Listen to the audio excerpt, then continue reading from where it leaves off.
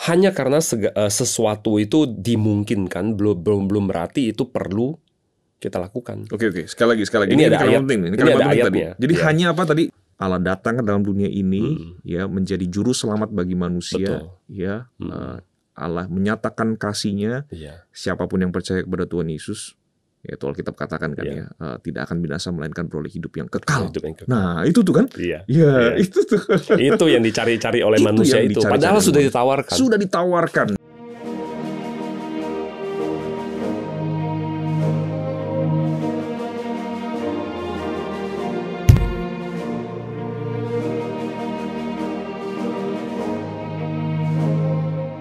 Ya, shalom Pak Hendro. Salam Pak Luki. Selamat bertemu lagi. Iya. Thank you Pak Hendro sudah bersedia lagi untuk mampir di program Ngopi Bareng, ngobrol seputar teologi bareng-bareng ya. Oke. Khususnya special thanks karena ini dengar-dengar katanya lagi sekolah nih ya. Ya, sekali lagi thank you di tengah-tengah kesibukan melanjutkan studi masih menyempatkan diri untuk ngobrol bareng-bareng nih ya. Iya, thank you. Pak Hendro, kita akan ngobrolin sesuatu yang saya kira menarik sekali begitu ya. Sebab konon katanya teknologi yang ada sekarang itu bisa membuat manusia itu katanya bakal hidup abadi. Wah, ini pasti seru banget begitu ya.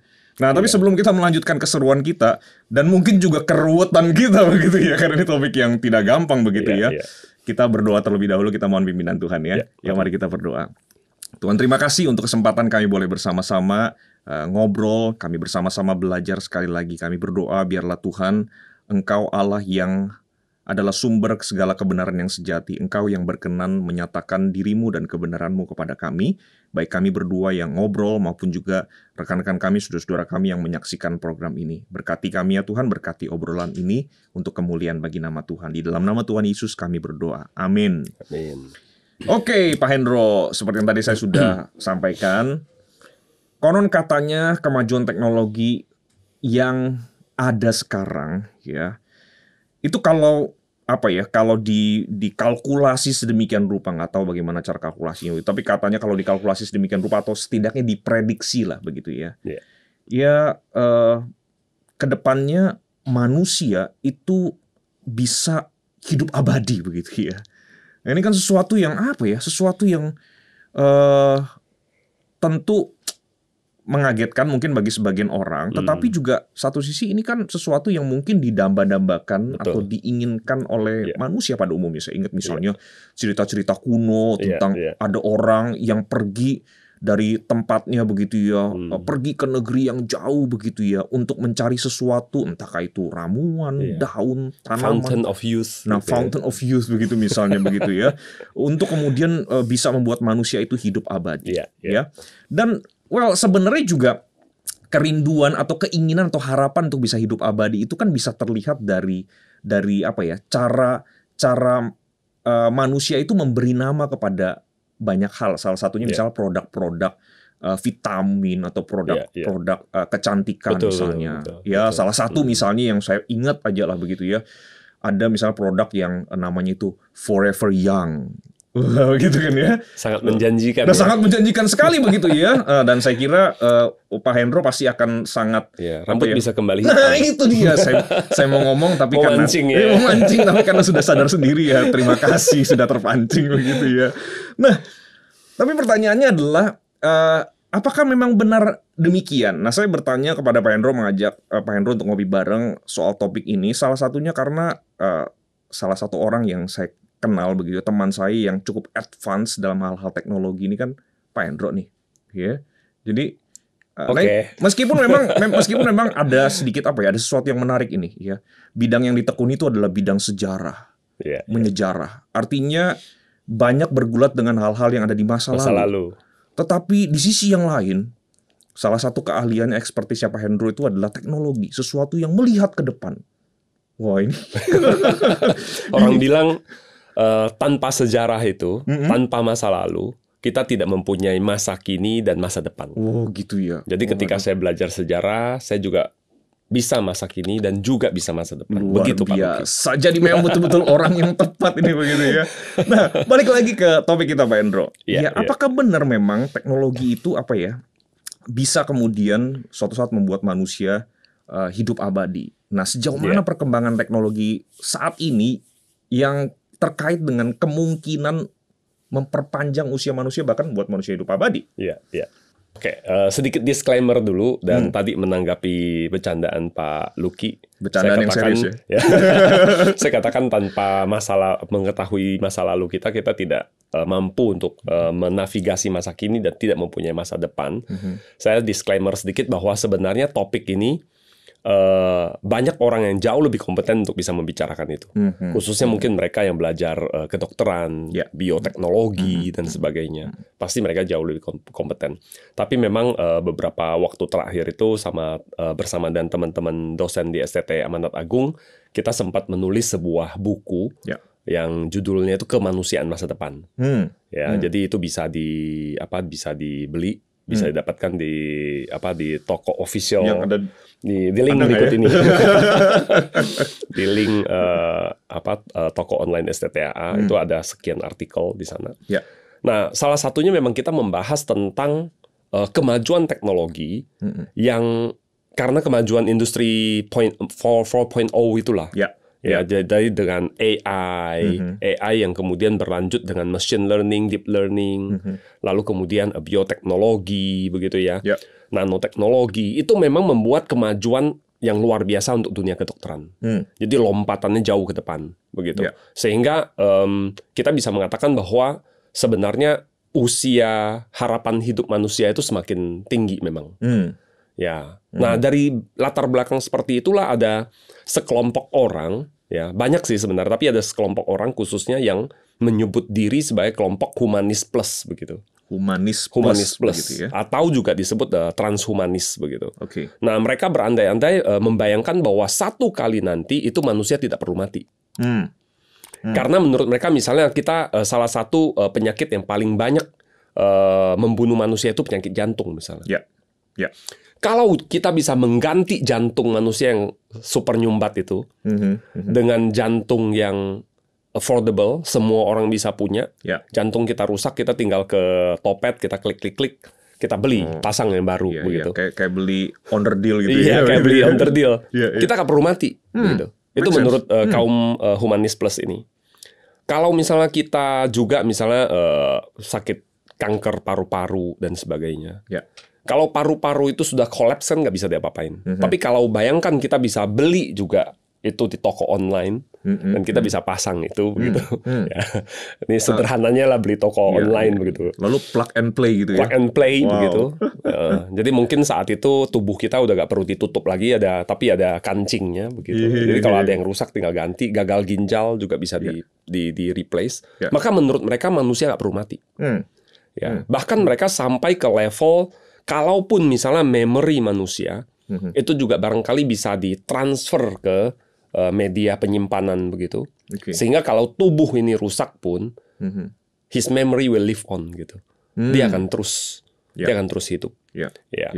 Nah, langkah-langkah ke arah sana sudah ada orang yang mencoba untuk merealisasikan itu. Kalau soal jantung buatan gitu kan sekarang sebenarnya udah ada. Bahkan ada perusahaan membuat jantung yang dia tidak berdetak, tapi dia ngalir terus saja begitu. Karena kalau membuat dia jantung itu berdetak itu kan dia perlu teknik untuk itu kan. Tapi ngalir aja darahnya sirkulate terus begitu, terus bersirkulasi. Artinya tetap bisa menjalankan fungsi jantung itu ya. Betul. Dan yang seperti itu sudah ada begitu. Jadi sebenarnya langkah ke arah sana sudah dimulai begitu. Dan mereka juga misalnya sekarang ada teknologi yang namanya cryonics, di mana kalau manusia itu dia mendapatkan satu jenis penyakit terminal, mereka berharap bahwa dalam sekian puluh atau sekian 100 tahun ke depan mungkin ada teknologi yang bisa menyembuhkan penyakit itu. Maka orang ini yang penderita penyakit ini dibekukan. Dibekukan lalu disimpan dan nanti ketika teknologi pengobatan untuk penyakitnya itu sudah ditemukan, dia akan dicairkan lalu kemudian diobati dan dia hidup. Begitu. Nah, kalau misalnya teknologi itu benar-benar terwujud dan mereka bisa lakukan itu berulang. Misalnya orang ini nanti ketika satu kali dia sembuh, dia sudah dibekukan sekian puluh tahun, 100 tahun lalu dia sembuh. lalu dia sakit lagi, katakan ada sesuatu yang bermasalah, kan tinggal dibekukan kan? Dibekukan lagi ya? Iya kan? Ceritanya kan jadinya sebenarnya tinggal diulangi, tinggal dibekukan lagi, tunggu nanti ada kemajuan yang lebih canggih lagi, dia dihidupkan lagi begitu. Jadi virtually ya seperti tidak pernah mati begitu. Iya, benar. Iya. Dan tadi Pak Hendro juga sudah sempat menyebutkan sebenarnya ya, bahwa kalau melihat trennya atau melihat perkembangan teknologi itu sendiri, artinya kan apa yang diyakini atau diprediksi oleh mereka-mereka yang tadi humanis plus atau transhumanis begitu ya. Ini bukan cuma sekedar angan-angan seperti apa ya, seperti di science fiction begitu kan ya, begitu ya. Ini bukan orang-orang yang sebenarnya sedang gabut gitu. Itu istilah sekarang ya, gabut ya katanya. Gabut. Istilah sekarang ya gabut. Bukan cuma sekedar orang yang gabut, nggak ada kerjaan, lalu kemudian saking nggak ada kerjaannya, jadinya mimpi doang begitu mimpi yang mimpi kosong lah begitu. Enggak kan, berarti kan memang mereka adalah orang-orang yang sebenarnya mungkin beberapa juga orang-orang yang ahli di bidang teknologi begitu ya, dan kemudian melihat tren yang kemungkinan itu yang tadi seperti katanya Pak Hendro kan lompatannya jauh nih ya, dibanding mungkin di masa lalu begitu ya. Jadi balik lagi, berarti ini kan bukan cuma sekedar angan-angan kosong, tapi memang prediksi yang somehow ya bisa bisa terlihat lah bukti-buktinya lah begitu ya. Salah satu contoh misalnya pembicaraan mereka tentang memori manusia yang mungkin bisa di-preserve itu. Mereka membayangkan misalnya, dan ini memang muncul di fiksi sih Pak. Muncul di fiksi di satu aplikasi video online itu ada serial namanya Black Mirror. Black Mirror. Nah, di dalam salah satu episodenya itu di sana diceritakan ada seorang meninggal. Lalu kemudian ada satu perusahaan yang menghidupkan kembali orang ini dengan cara menggali data-data dari sosial medianya, dari tweet-tweetnya, dari tulisan-tulisannya, dan itu dijadikan data untuk orang yang sudah mati ini, gitu, sehingga dia seakan-akan bisa hidup kembali. Ya, dan itu mungkin teknologi yang mendasarkannya sebenarnya mirip seperti ChatGPT sekarang. Kita bisa tanya jawab dengan ChatGPT. Kita bisa ngobrol banyak, bertanya banyak, dan dia bisa memberikan banyak informasi. Kalau misalnya ChatGPT itu kan mewakili satu pengetahuan yang jauh lebih besar kan. Tapi kalau misalnya data itu adalah hanya data dari satu orang secara personal, maka dia tentu bisa menjawab hal-hal yang secara personal. Hal yang lain mungkin dia tidak tahu banyak, tapi yang tentang dirinya dan sebagainya dari data yang pribadi dia juga bisa diolah untuk pribadi. Jadi ya ada dari fiksi itu sebenarnya ya memang ada sedikit-sedikit yang kita bisa katakan bahwa ada yang bisa direalisasikan begitu. Pertanyaannya memang apakah bisa sampai sejauh itu? Ya betul. Tapi artinya begini kan, balik lagi ya. Ini bukan cuma sekedar mimpi-mimpi doang, tapi memang balik lagi trennya, lompatannya gitu ya, kayaknya bisa sampai ke sana begitu ya. Dan kalaupun itu bisa terjadi saja, sebenarnya itu sudah advance banget sebenarnya begitu kan ya. Artinya begini, kalaupun misalnya saya membayangkan seperti yang tadi Pak Hendro jelaskan begitu ya, orang yang saya kasih atau orang yang saya kenal itu lalu kemudian sudah meninggal dunia, tapi kemudian somehow dalam tanda kutip nih bisa dihidupkan kembali, at least memorinya saja, lalu kemudian dia somehow bisa berinteraksi secara virtual dengan kita, seperti kita interaksi dengan dengan Google atau dengan Siri misalnya begitu ya. Kita bisa ngobrol, kita bisa misalnya ngomong gini, saya balik dah misalnya saya yang nggak ada gitu kan, lalu Pak Hendro yang di depan komputer kita ngopi bareng di sini dengan sebuah laptop begitu ya. Betul kan. Lalu kemudian saya ngomong begini kan, Pak Hendro ngomong gini, Pak Luki masih inget nggak pada waktu itu kita pernah ngobrol tentang topik ini di ngopi bareng gini-gini. Lalu kemudian saya keluar begitu kan ya. Masih inget begini, itu tanggal sekian dan segala macam, dan mungkin hasilnya bisa lebih akurat dibanding ingatan saya yang sekarang ini begitu kan, benar kan ya? Karena algoritmanya diatur sedemikian rupa, diproses sedemikian rupa sehingga keluar yang seolah-olah terus saya masih terekam, ada gitu ya, terus terekam.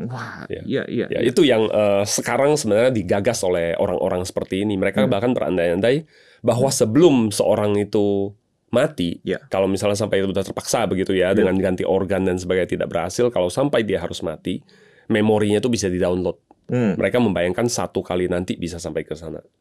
Begitu. Dan jadi bisa di-download dan kemudian ditanamkan di tubuh yang bukan manusia, bukan yang daging, darah dan daging ini, tapi menjadi manusia yang hybrid begitu. Nah mereka menganggap bahwa ini adalah tahapan evolusi manusia berikutnya. Jadi hybrid tadi itu gimana? Jadi kira-kira tubuhnya itu mungkin seperti robot-robot yang kita lihat sekarang begitu. Tapi memorinya itu adalah memori seorang manusia. Sekarang ini kan ada robot-robot yang bahkan sudah diberikan kewarganegaraan. Gitu ya? Iya, salah satunya namanya Sophia the Robot. Wow. Ya, dia sudah punya kewarganegaraan. Dia sudah bepergian kemana-mana menghadiri seminar-seminar lebih sering dari kita, Pak. Aduh. Ya. Kenapa lebih sering diundang. Dia sudah bicara di PBB juga, Pak. Nah, itu dia. Nah, dan robot-robot seperti ini mereka mempunyai otot-otot seperti manusia begitu, dibuat sehingga dia bisa bergerak layaknya manusia. Tapi memorinya itu memang virtual begitu kan, artificial. Tapi mereka berharap bahwa satu kali nanti itu memorinya itu adalah memori manusia yang ditanamkan, begitu. Jadi ya istilahnya ya virtually ya ini manusia ini tidak mati begitu. Iya. Dan kalau sudah dijelaskan sampai seperti itu, memang pada akhirnya kok sepertinya ya kemungkinan ke arah sana itu ya ada begitu kan ya. Nah, tapi balik lagi kan Pak Hendro ya, tentu ngopi bareng kita tidak bisa terlalu detail ngomongin soal teknologi karena sebagaimana disclaimer Pak Hendro tadi begitu kan ya, ada orang-orang yang mungkin di bidang ini yang bisa lebih menjelaskan secara teknikal begitu ya. Kita berdua bukan ahlinya, bukan scientist, hanya komentator.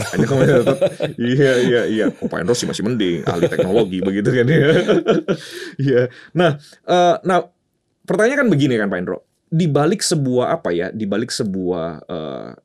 keyakinan atau sebuah proyeksi atau mungkin sebuah pernyataan mimpi misalnya begitu kan, selalu kan ada sesuatu begitu kan, ada sesuatu yang menjadi semacam latar belakang pemikiran atau ada semacam conviction gitu ya, keyakinan atau pemahaman tertentu yang kemudian membuat ya sebalik lagi kelompok yang tadi namanya humanis plus dan transhumanism itu misalnya bisa sampai berpandangan seperti itu begitu ya, bahwa manusia bisa bahkan bisa sampai abadi begitu ya.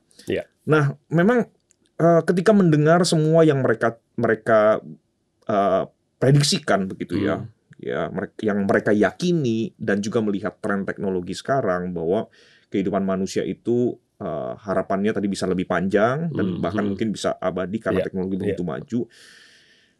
Pertanyaannya itu adalah apakah ini sebenarnya kabar yang menyenangkan atau ini kabar yang mengkhawatirkan begitu? Iya kan?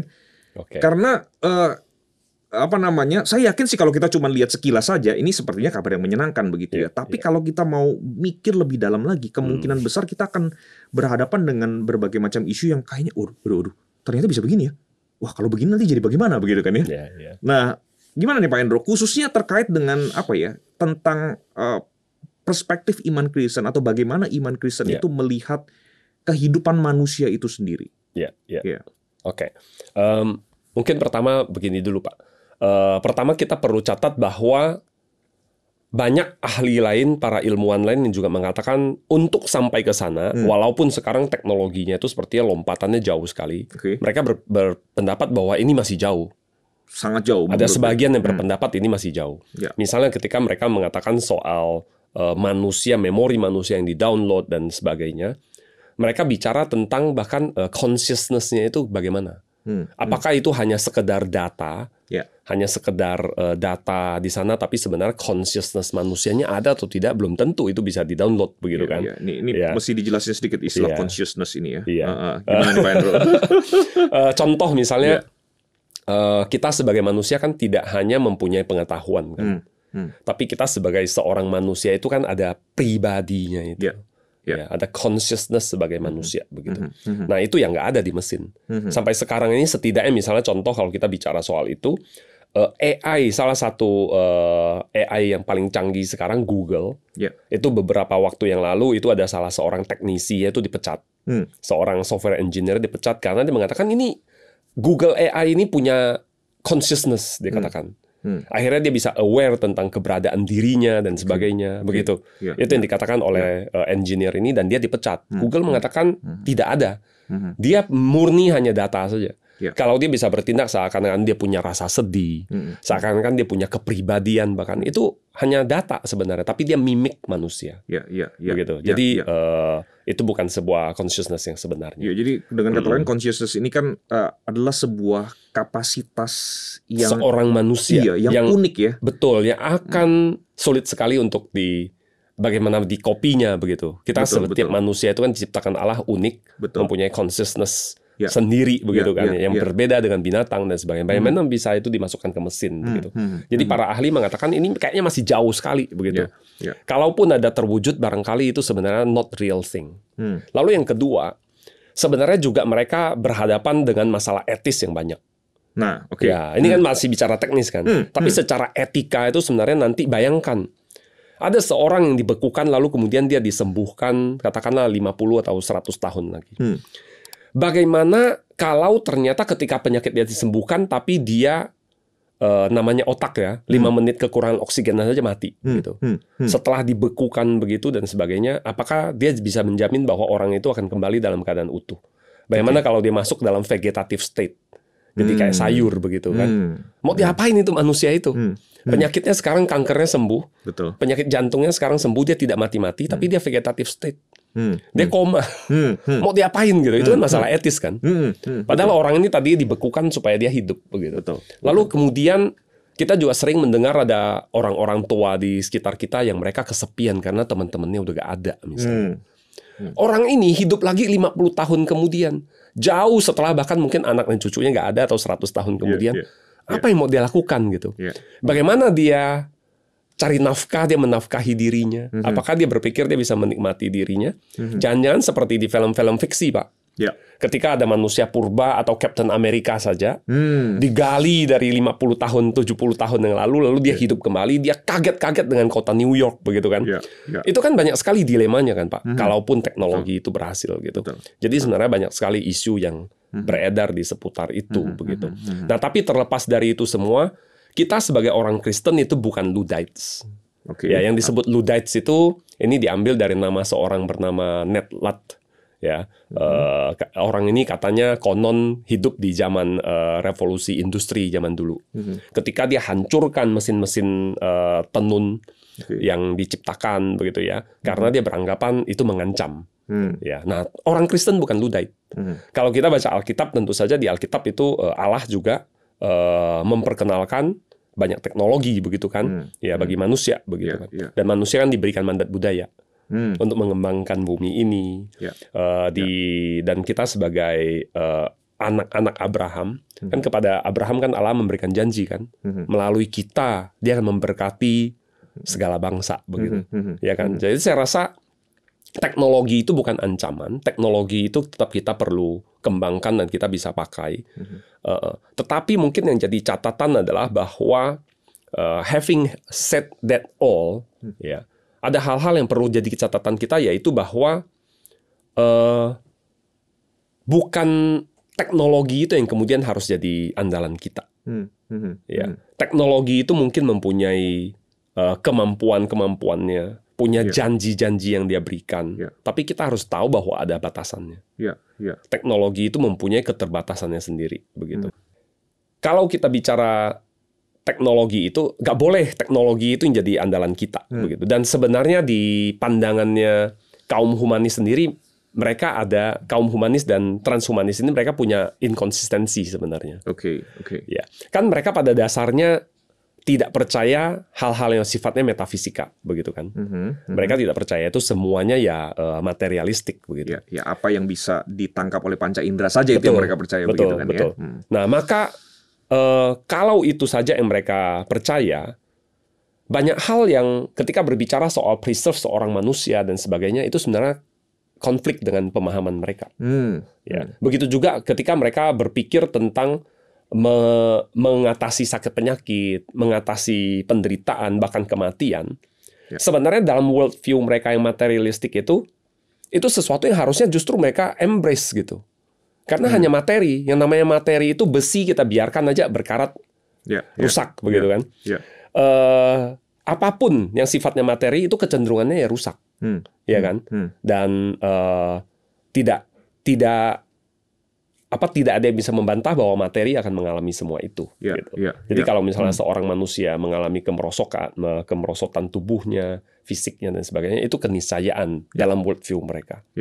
Tapi kalau kita melihat ini dalam perspektif Kristen, justru kita melihatnya begini, bahwa manusia ini menginginkan keabadian, menginginkan lepas dari penderitaan, menginginkan lepas dari sakit penyakit. Memang manusia tidak didesain untuk itu. Allah menciptakan manusia itu memang untuk dirinya. Untuk diri Allah sendiri. Untuk diri Allah dan untuk bersekutu dengan Allah dalam kekekalan begitu. Manusia tidak diciptakan untuk menderita, tidak diciptakan untuk mati. Ya, di dalam buku yang tadi saya sebutkan itu ada pendeta Arman Barus yang menulis satu buku, satu pasal tentang immortalitas. Ya. Nah, manusia itu diciptakan posse non mori, ya itu bahasa Latin artinya bisa untuk tidak mati sebenarnya sejak awal. Tapi karena kejatuhan dalam dosa kan mati. Maka dalam perspektif Alkitab sebenarnya keinginan manusia yang mendambakan dia tidak mati, dia tidak sakit, itu justru sebenarnya menjawab bahwa kerinduan manusia untuk dia memanfaatkan teknologi untuk dia tidak sakit dan sebagainya, itu menggambarkan memang itulah manusia itu. Gitu. Dia punya kerinduan itu. Somehow mempertegas pesan Alkitab begitu bahwa memang itulah cerminan atau ekspresi dari manusia yang diciptakan oleh Tuhan gitu kan ya. Dengan kekekalan di dalam dirinya. Betul, itu bahwa sejak awal memang dirancang untuk bersekutu dengan Allah dalam kekekalan begitu kan ya. Betul. Kalau secara worldview kaum humanis dan transhumanis sendiri sebenarnya justru nggak konsisten begitu. Karena kalau segalanya dalam materi, maka yang namanya kerusakan dan sebagainya itu keniscayaan. Tidak akan mereka bisa mencegah itu seterusnya begitu. Tapi dalam perspektif Alkitab saya rasa itu menarik. Ya, bahwa itu justru menggambarkan kerinduan manusia. Dan sampai batas tertentu saya rasa kita sebagai orang Kristen juga bisa mengakomodir itu. Mungkin itu sekilas, Pak.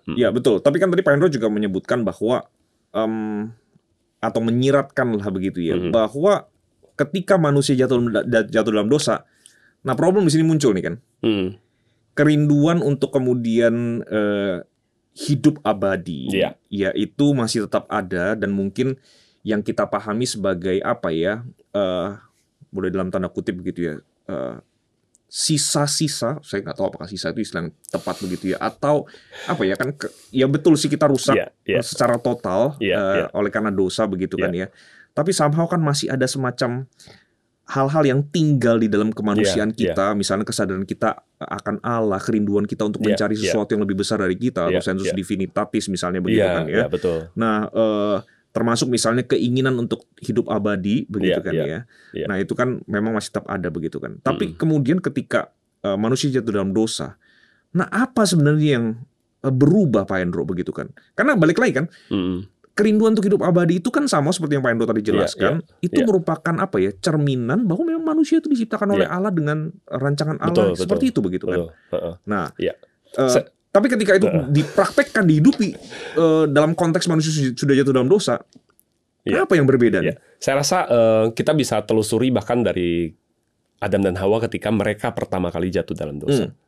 Bahwa mereka yang tadinya diciptakan bersekutu dengan Allah, yang tadinya diciptakan untuk bergaul dengan Allah, mereka menginginkan lebih dari itu. Sudah diciptakan seperti itu, mereka tidak puas dan mereka menginginkan lebih dari itu. Mereka ingin menjadi Allah, menentukan segala sesuatunya bagi diri mereka. Dan saya rasa dalam hal ini juga yang sekarang manusia terus kejar begitu. Alkitab memberikan penjabaran-penjabaran seperti apapun begitu make sense sebenarnya kalau kita mau jujur. Tapi seringkali tidak banyak orang yang bisa menerima itu. Mereka menolak itu, begitu. Nah, karena dia ingin menjadi penentu dari nasibnya sendiri. Ya. Dan ketika manusia jatuh dalam dosa, maka yang dicari adalah apa yang cocok sesuai dengan kemauannya sendiri, kan begitu kan? Ya. Tapi menariknya adalah kemudian mungkin ini momen Natal ya Pak. Ini menjadi satu masa yang pas juga kita mengaitkan begini, bahwa Allah tidak membiarkan manusia untuk berjalan menurut kemauannya sendiri, begitu. Allah kan terus beranugerah, terus menyatakan kehendaknya bagi manusia melalui para nabi, dan akhirnya 2000 tahun yang lalu melalui Yesus Kristus. Ya. Jadi dia terus menghampiri manusia yang dengan caranya yang sia-sia, dengan kehendaknya sendiri, dia berpikir dia bisa mendapatkan surga, quote-unquote, bagi dirinya.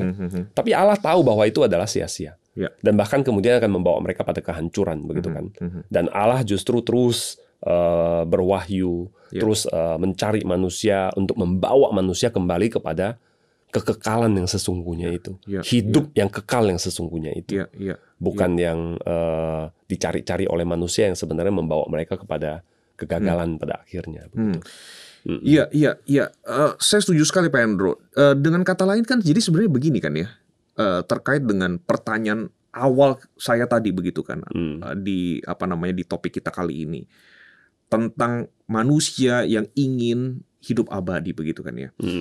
Jadi artinya, koreksi saya kalau saya keliru begitu. Jadi artinya sebenarnya kerinduan untuk hidup abadi atau harapan untuk hidup kekal begitu ya, itu sebenarnya bukan sesuatu yang keliru pada dasarnya. Bukan. Balik lagi seperti tadi Pak Hendro katakan, kita memang diciptakan untuk demikian, itu, begitu kan ya. Tapi problem muncul seperti yang tadi Pak Hendro sudah sebutkan, dan inilah problem utamanya. Sekali lagi bukan masalah bisa hidup abadi, bisa hidup kekal, tapi ketika manusia itu bahkan tidak puas hanya dengan hidup abadi, melainkan ingin menjadi seperti Allah itu tadi kan begitu ya. Nah, disinilah kemudian problemnya, dan seperti yang tadi Pak Hendro juga sebutkan begitu ya, dengan gerakan-gerakan ataupun kelompok-kelompok ini yang tadi sudah disebutkan begitu ya. Keinginan untuk melampaui natur kemanusiaan itu ya, sebagai ciptaan itu, untuk mengendalikan segala sesuatu, memilih sendiri, tadi bahasa yang Pak Hendro pakai gitu ya, memilih sendiri apa yang dia inginkan bagi dirinya sendiri. Jadi itu sebenarnya yang jadi problemnya. Itu kan, jadi masalah. Seorang teolog bernama Henry Scougal, ya, dia pernah menulis, orang ini meninggal usia muda sekali, dia nulis sebuah buku singkat begitu, tapi sangat berpengaruh. Di dalam buku itu dia katakan begini, kalau kita hanya mencari hidup yang kekal, ya, tapi tidak mencari Allah, itu sebenarnya prinsipnya sama seperti iblis. Iblis juga menghendaki hidup yang kekal, menghendaki surga, tapi dia tidak menghendaki Allah di dalamnya. Ini kan sebenarnya kalau misalnya kita kaitkan, ada semangat seperti itu kan, menginginkan hidup yang kekal tanpa Allah, gitu. Bahkan mereka sudah keluarkan Allah dari awal. Tapi mereka menghendaki hidup yang kekal, menghendaki quote-unquote surga bagi diri mereka, tapi nggak ada Allah di dalamnya, begitu. Dan itu saya rasa menjadi satu masalah yang sangat besar. Mereka menggeser Allah, lalu kemudian mereka memasukkan teknologi. Sekilas mungkin sepertinya teknologi ini yang jadi Allah mereka. Itu yang menjadi Allah mereka. Tapi di balik itu sebenarnya kan, di balik teknologi itu adalah ya si manusia yang mengerjakan sendiri. Teknologi ini kan, begitu kan ya. Jadi ya sama aja seperti problem utama manusia berdosa ini ya. Dari awal ya. Dulu sampai sekarang nggak pernah berubah ya Pak. Iya. Selalu manusia ingin menjadikan dirinya center begitu. Betul. Dan itu yang menjadi masalah. Iya. Nah, jadi balik lagi Pak Hendro. Sebenarnya sedikit banyak sebenarnya sudah terjawab, tapi saya ingin pernyataan yang lebih lebih clear lagi begitu ya. Ini kabar menyenangkan atau mengkhawatirkan? Kalau buat saya, kalau memang teknologi itu bisa memungkinkan kita hidup lebih berkualitas, why not? Jadi lebih sehat, gitu kan ya? Lebih sehat. Kita bisa hidup sampai uzur dengan masih pikiran yang terang, begitu ya, dengan mata yang bisa bionik, saya bahkan bisa zoom in begitu kan. Why not? Saya bisa baca buku di memori saya misalnya. Saya sih membayangkan kalau ada teknologi itu dan itu affordable, saya akan apply saya akan beli teknologi itu, Ya, begitu. Ya. Dan saya rasa di dalam kehidupan kita juga kita banyak pakai teknologi seperti itu kan sudah. Kita pakai pemacu jantung, iya kan?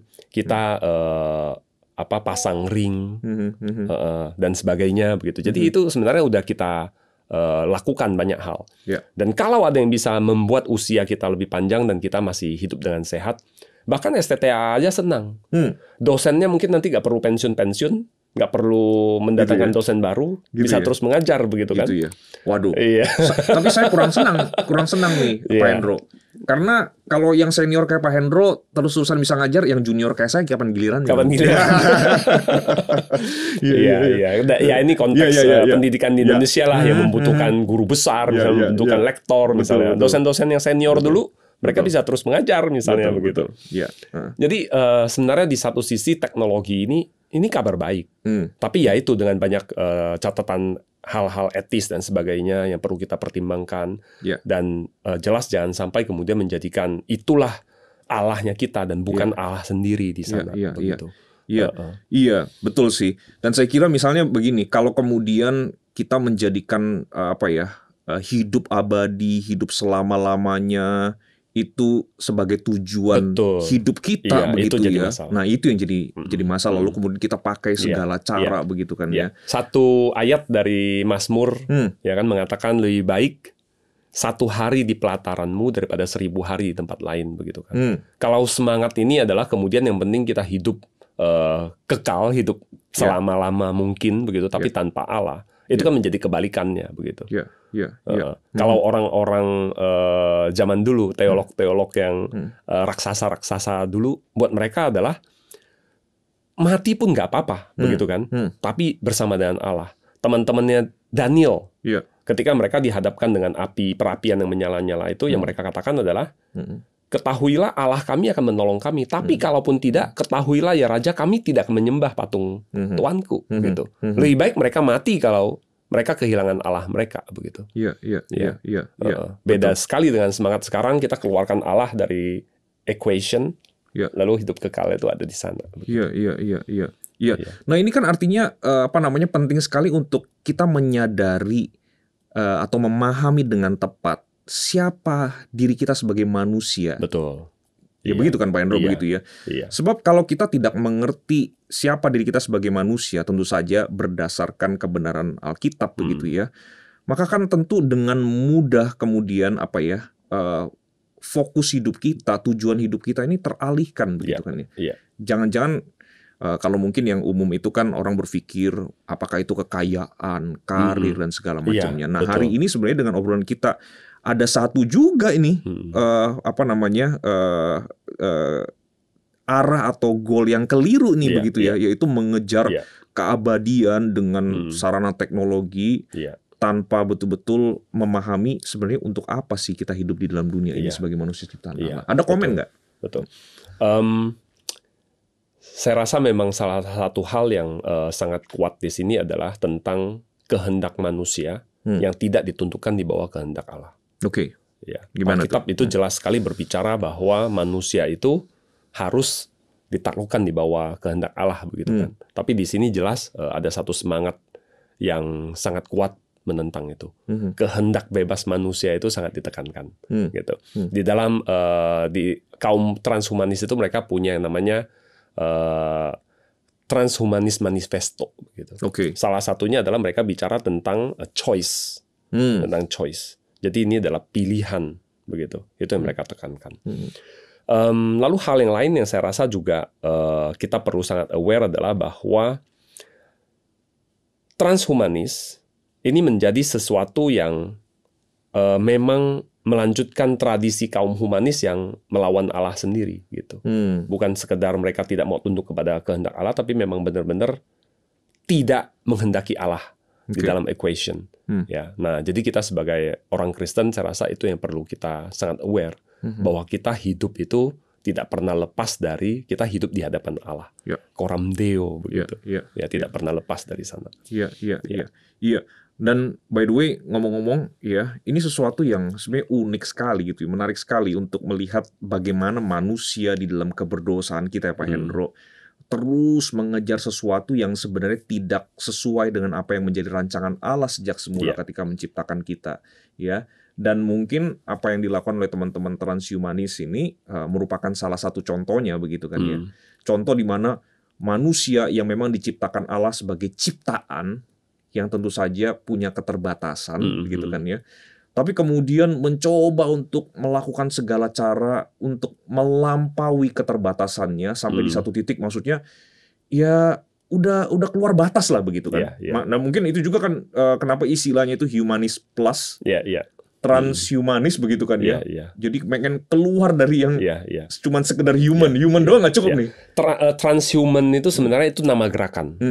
Tapi mereka punya goal nanti manusia itu akan posthuman. Nah, posthuman, begitu kan ya. Iya. Nah, post ini dalam pengertian melampaui, begitu kan ya. Nah, nah ini kan jadi sesuatu yang menarik sekali begitu, dan ini sebenarnya meskipun mungkin wujudnya ini baru dalam hal teknologi begitu ya. Tapi ini kan balik lagi, ini kecenderungan yang sudah ada di dalam sejarah peradaban manusia, begitu kan. Misalnya kalau kita balik lagi ke ke Menara Babel, begitu ya. Usaha manusia untuk kemudian melampaui keterbatasannya, begitu kan. Ingin bangun sesuatu sampai ke langit segala macam ya.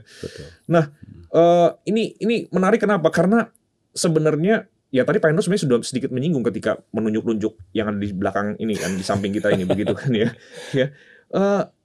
Justru Allah itu melakukan sesuatu yang berkontradiksi dengan apa yang dilakukan oleh manusia, begitu kan ya. Betul sekali. Nah, ya manusia yang sebenarnya adalah ciptaan yang terbatas, ya, yang sebenarnya dituntut cuma satu, mengakui keterbatasannya dan menyembah Allah, begitu kan. Tapi pengen keluar dari keterbatasannya, pengen sama jadi Allah dan menghilangkan Allah yang sejati. Betul. Nah, tetapi Allah dengan kasih-Nya justru kemudian Dia yang super, Dia yang tidak terbatas, Dia malah kemudian, kalau dalam bahasa Alkitab itu berinkarnasi kan ya. Mengambil rupa seorang manusia, mengosongkan dirinya, begitu kan ya. Bahkan mengambil menjadi seorang hamba, begitu. Itu dia, begitu kan ya. Datang supaya apa? Supaya seperti tadi kata Pak Hendro kan ya, supaya manusia yang sebenarnya sudah salah arah ini kemudian dibawa kembali kepada apa yang benar. Menyadari, oh iya, saya adalah ciptaan yang terbatas. Saya diciptakan untuk Allah, begitu ya, untuk menyembah Allah, untuk bersekutu dengan Allah di dalam kekekalan, dan sesungguhnya itulah kebahagiaan yang sejati yang Allah anugerahkan buat kita. Itu betul sekali, Pak. Memang apa yang sudah Kristus lakukan itu ketika Dia, bahkan kemudian kalau kita melampaui bicara soal Natal lagi gitu ya, kita melampaui itu, kita akan bicara tentang kematian Kristus.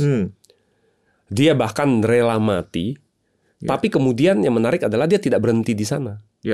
Tapi Dia juga bangkit.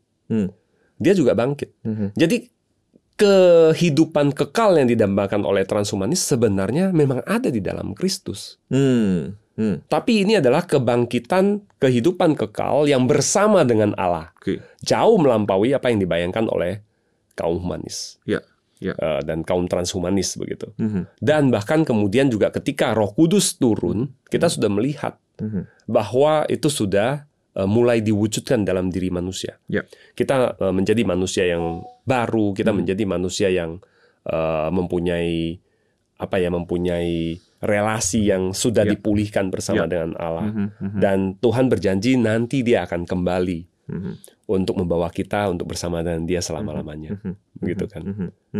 Dan di dalam Wahyu, saya baca di sini dari Wahyu 21, di sana ayat 1 dan 4, di sana dikatakan, lalu aku melihat langit dan bumi yang baru, dan bumi yang baru, sebab langit yang pertama dan bumi yang pertama telah berlalu dan laut pun tidak ada lagi, dan Ia akan menghapus segala air mata dari mata mereka, dan maut tidak akan ada lagi. Tidak akan ada lagi perkabungan atau ratap tangis atau duka cita, sebab segala sesuatu yang lama itu telah berlalu.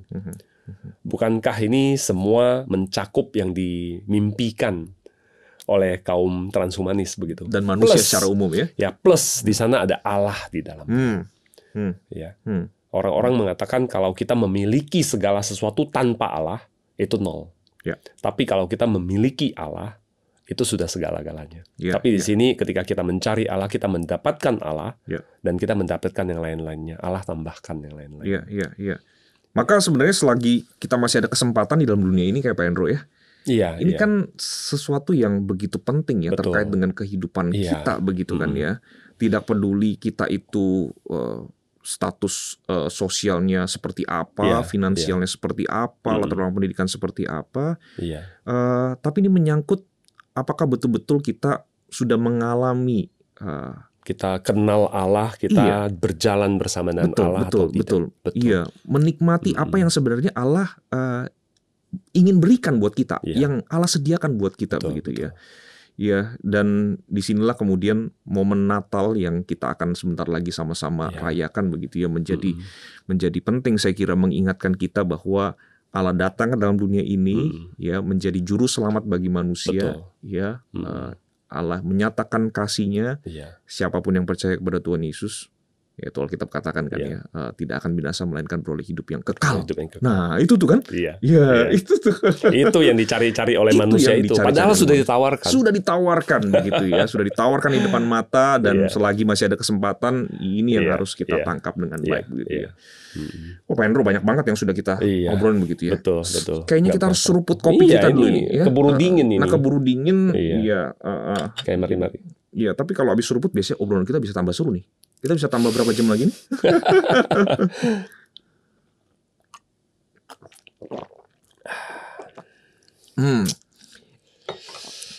Ngopi bareng tanpa nyeruput kopi itu tidak lengkap, Hendro. Ya, jadi bersyukurlah nama program ini ngopi bareng dan kemudian ada kopi yang disediakan. Kalau bukan ngopi bareng, nggak ada apa-apa loh, Wendro. Nggak ada apa-apa. Itu pohon di sebelah kita, meskipun indah kan kita tidak bisa nikmati gitu kan ya. Nah, kita masih punya beberapa menit terakhir sebelum kita menutup obrolan kita, Pak Hendro. Ya, kita sudah ngobrolin isu utama kita terkait dengan perkembangan teknologi dan keinginan manusia untuk hidup abadi begitu ya. Nah, kan kita hidup tidak bisa lepas dari teknologi nih Pak Hendro, begitu kan ya. Nah, kira-kira ada pagar-pagar apa aja sih yang perlu kita jaga begitu ya, yang perlu kita sadari begitu ya, atau awareness apa yang kita perlu miliki begitu ya, ketika kita kemudian menyikapi perkembangan teknologi yang ada, pada waktu kita memanfaatkan teknologi yang ada di sekitar kita, apa yang harus kita miliki supaya apa ya, kalau dalam mungkin pemikiran saya itu seperti ini, supaya pada waktu kita menggunakan teknologi itu kita menggunakannya dengan tepat ya, malah bahkan teknologi itu justru menolong kita menyadari siapa diri kita di hadapan Allah begitu ya. Ya. Nah, ada tips, trik, atau tadi sudah seruput kopi satu kali lagi, jadi artinya banyak tuh sebenarnya di kepalanya begitu kan ya. Teknologi itu saya rasa sama seperti produk di tengah dunia ini, ya. Kita mempunyai kita mempunyai kreativitas dan sebagainya, manusia mempunyai kreativitas untuk menciptakannya. Saya percaya itu adalah buah berkat Tuhan bagi manusia. Ya. Tapi sama seperti produk yang lain, termasuk madu, bahkan dalam Alkitab dikatakan makan madu jangan kebanyakan, begitu kan ya. Begitu juga dengan teknologi itu. Kita tentu saja hari ini kita juga pakai teknologi untuk merekam ini dan sebagainya. Kita juga pancarkan dan sebagainya.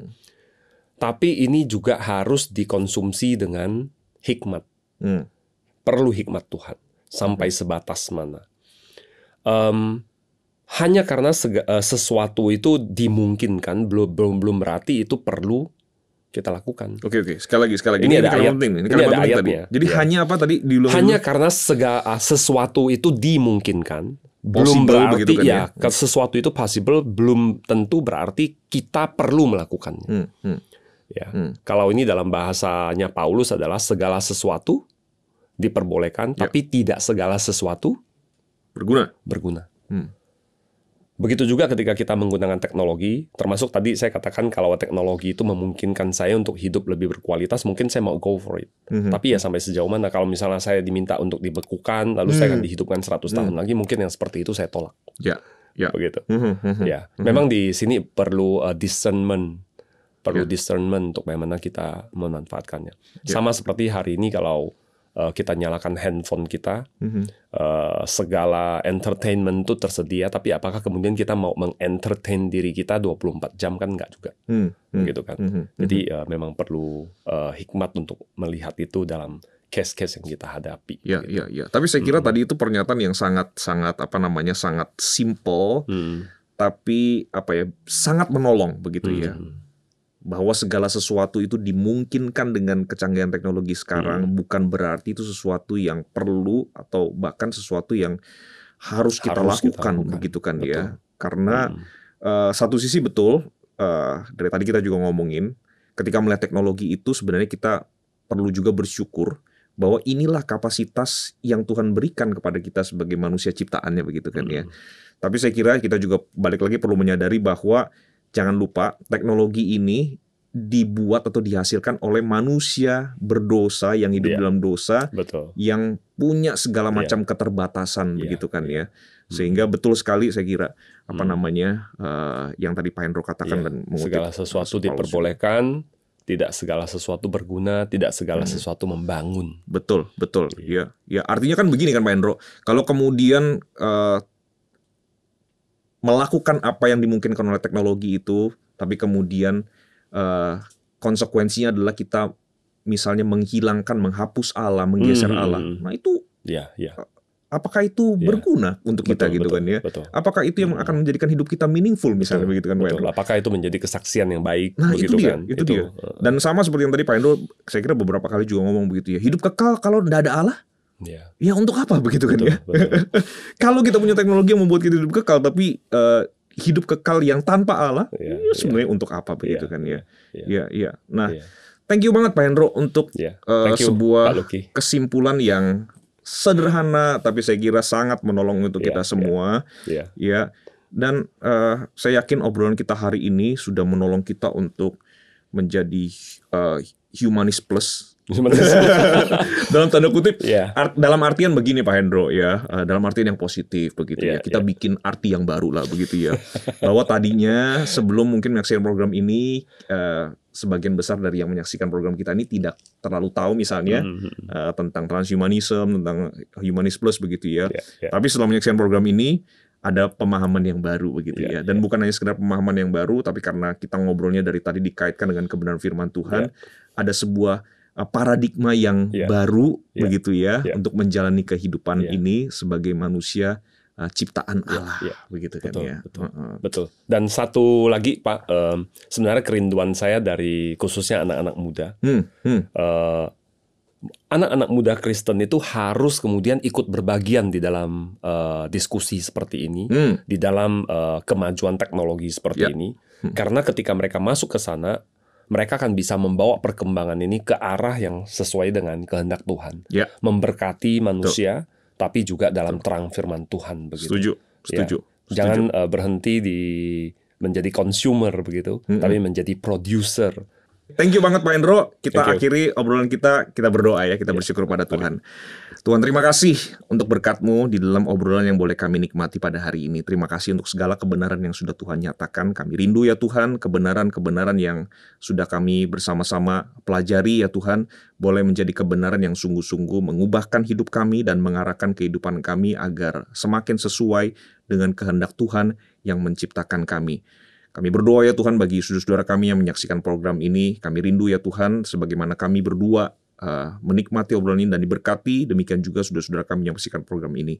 Berdoa bagi saudara-saudara kami yang sedang terus berjuang untuk mencari arti dari kehidupan ini. Kami rindu ya Tuhan, obrolan kami yang singkat ini boleh menolong saudara-saudara kami untuk melihat kebenaran di dalam Engkau, yaitu kebenaran yang sejati yang akan menolong saudara-saudara kami untuk melihat arti kehidupan mereka yang sesungguhnya, sesuai dengan apa yang menjadi rancangan Allah yang mengasihi kami, yang menciptakan kami di dalam Tuhan Yesus Kristus. Terima kasih Tuhan, sekali lagi kami bersyukur padamu, di dalam nama Tuhan Yesus kami berdoa. Amin. Amin. Thank you Pak Hendro. Thank you. STT Amanat Agung adalah sekolah teologi yang didirikan oleh Sinode Gereja Kristus Yesus pada tahun 1997, berlokasi di Kompleks Greenfield, Jakarta Barat. Sejak 15 tahun lalu, STT Amanat Agung menempati 2 gedung di Jalan Kedoya Raya nomor 18, Jakarta Barat. Saat ini, STT Amanat Agung adalah anggota dari Perkumpulan Sekolah-Sekolah Tinggi Teologi di Indonesia atau Perstia dan Asia Theological Association. Dalam perjalanannya, STT Amanat Agung selalu berkomitmen untuk menghasilkan lulusan-lulusan yang berkualitas untuk melayani di ladang Tuhan. Di antara begitu banyaknya kegiatan dan program di STT Amanat Agung, beberapa waktu terakhir ini kami berkonsentrasi untuk mengerjakan 3 hal secara intens. Pertama, kaum muda. Sejak tahun 2012, STTAA mendirikan Pusat Studi dan Pengembangan Pelayanan Kaum Muda yang aktif melakukan berbagai penelitian seputar pelayanan kaum muda, yang hasilnya didiseminasikan melalui simposium, youth forum, dan juga jurnal pelayanan kaum muda. Kegiatan-kegiatan strategis meliputi Youth Leaders Conference, Christian Youth Camp, mentoring terhadap pelayanan kaum muda di gereja lokal menjadi wadah penting bagi eksplorasi pengembangan pelayanan kaum muda. Untuk memperkuat basis pelayanan kaum muda, mulai tahun 2018, program studi MTH dengan konsentrasi pelayanan kaum muda diadakan. Kedua, sekolah-sekolah teologi di Indonesia. STTAA terbeban menjadi mitra bagi sekolah-sekolah teologi di Indonesia yang bergumul mendapatkan dosen-dosen berkualitas. Untuk itu, kami memberikan beasiswa penuh bagi calon dosen STT-STT lain melalui Center for Faculty Development untuk studi S2 Teologi di STTAA dan mendapatkan pengalaman belajar yang khusus dalam persiapannya menjadi seorang dosen teologi. Ketiga, Marketplace Ministry. STTAA terus berupaya menghadirkan teologi di ruang publik yang diwujudkan dengan mendedikasikan satu program studi, yakni program studi Magister Ministry, khusus untuk memperlengkapi kaum awam yang aktif menghidupi panggilan, iman, dan pekerjaannya di marketplace. Masih ragu mendaftar ke STT Amanat Agung?